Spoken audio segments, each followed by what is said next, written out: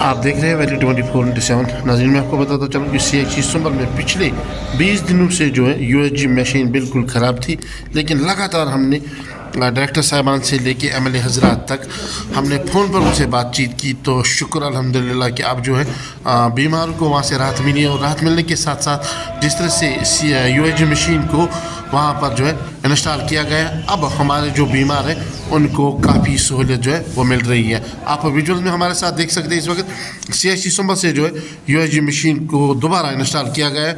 अब हमारे जो बीमार वहाँ पर हैं उनको काफ़ी राहत मिल रही है। इस राहत के साथ साथ हम शुक्रिया अदा करते हैं जो यहाँ की CMO से लेके BMO साहिबान पाकिस्तान।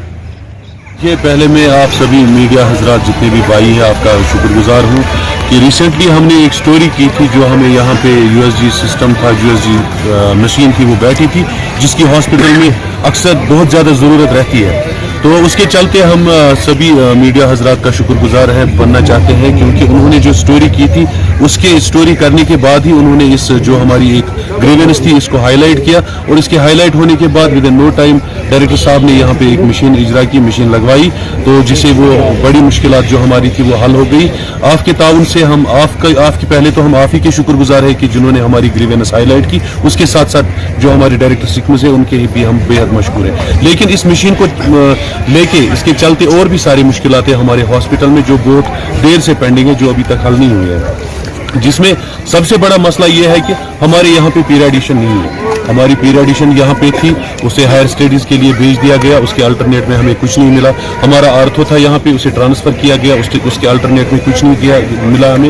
यही चलते चलते हमारे यहाँ से तकरीबन 10 डॉक्टर्स जो है वो शिफ्ट किए गए, और 10 डॉक्टर्स के बदले में हमें आज तक कोई डॉक्टर नहीं मिला। देखा जाए तो हमारे यहाँ नाइट में IMS डॉक्टर्स काम करते हैं, जिन्हें कि शायद मेडिकल लैंग्वेज में जो कि मेडिकल असिस्टेंट्स होते हैं, उन्हें डॉक्टर्स का काम यहाँ पे करना पड़ता है, क्योंकि डॉक्टर्स की आदम दस्तयाबी की वजह से लोग बड़े परेशान हैं। लोग बहुत दूर से आते हैं। संभल की जो वेसिनिटी है, ये जो संभल का हॉस्पिटल है, इसका एक बड़ा ही वास्ट एरिया है, बहुत सारा कंजॉइनेड एरिया है, सभी लोग इलाज मुआलजात के लिए यहाँ ही आते हैं।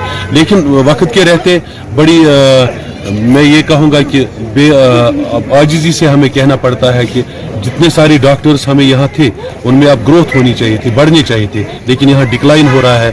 तकरीबन हमारे 10-11 डॉक्टर कम हुए हैं। इस मसले को हमने बहुत बार उठाया, लेकिन इस पर कोई काम नहीं हुआ। इसके साथ साथ हमारी डायरेक्ट मेडिकल सप्लाई यहाँ आया करती थी सिकमस से, या जो इनका जो प्रोसीजर है जहाँ से भी आती थी, लेकिन वो डायरेक्ट आती थी।